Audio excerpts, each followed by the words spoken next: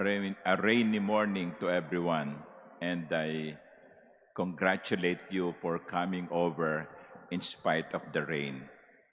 And those who are following us online, especially those who are in Metro Manila, please stay safe and dry. You have heard a familiar gospel, the parable of the talents. You have heard its usual interpretation that we are given talents and we are responsible for the talents given to us because at the end, we will be held accountable. So if you are given more talents, the more that you should be returning to the giver. And those who will use their talents accordingly will enjoy the master's reward. That is the common interpretation. It is right. But I would like to, this morning to offer you another possible interpretation of this familiar gospel. Now, my dear brothers and sisters, take note and remember that this parable is about the kingdom of God. Si Jesus, ang buod ng kanyang pangangaral ay tungkol sa kaharian ng Diyos. Katunayan, ang lahat ng kanyang ginawa, ang lahat ng kanyang ipinahayag ay para maipakilala ang kaharian ng Diyos. The kingdom of God, the proclamation of the kingdom of God is at the core of the mission of Jesus. What does it say about the kingdom? Let's go to the third slave. There are three slaves. Let's call them slave 1, slave 2, slave 3. Let us go to the slave 3. He was given 1 talent, and instead of using the talent, he buried it in the ground. And when the day of reckoning arrived, the third slave said to the master, I know you were a demanding person, harvesting where you did not plant, and gathering where you did not scatter. It was a picture of a man who is not so righteous, maybe corrupt. And surprisingly, the master did not deny the accusation of the slave. Hindi niya sinabing, ano yung pinagsasasabi mo? No? Siniraan mo pa ako? Anong pinagsasasabi mo? Hindi niya sinabi yon. Sabi niya, you wicked servant, no?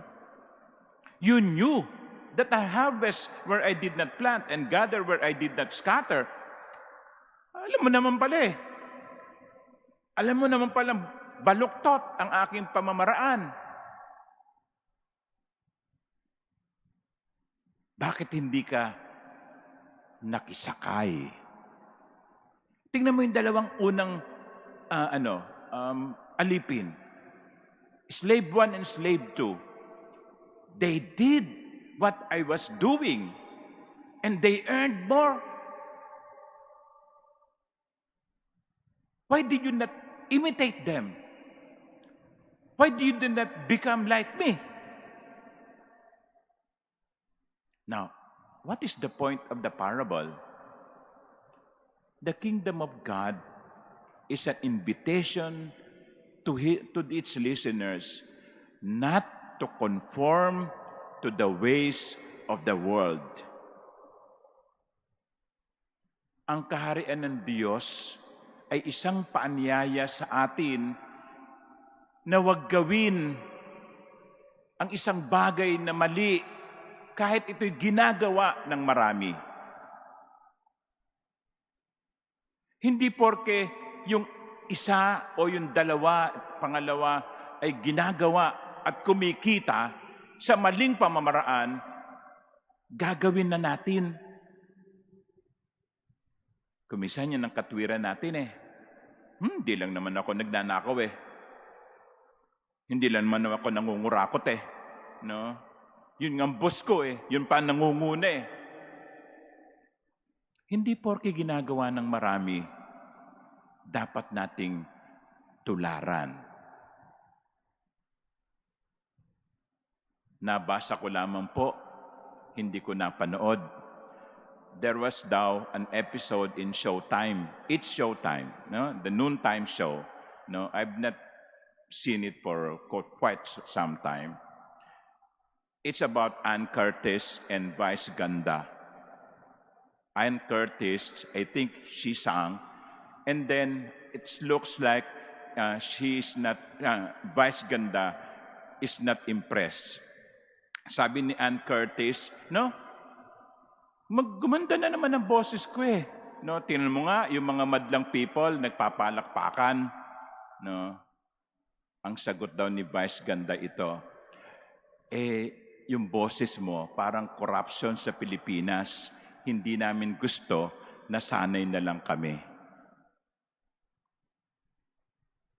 A very good point.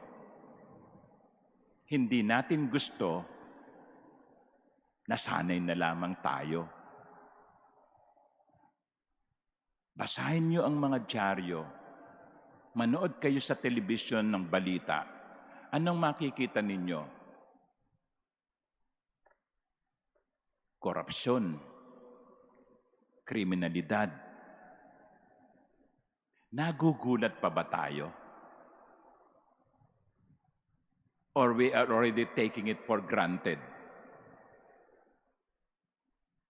Naapektuhan pa ba tayo?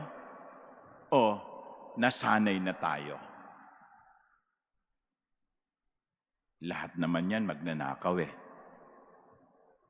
Lahat naman yan kriminal eh. Ganun na ba ang ating pananaw?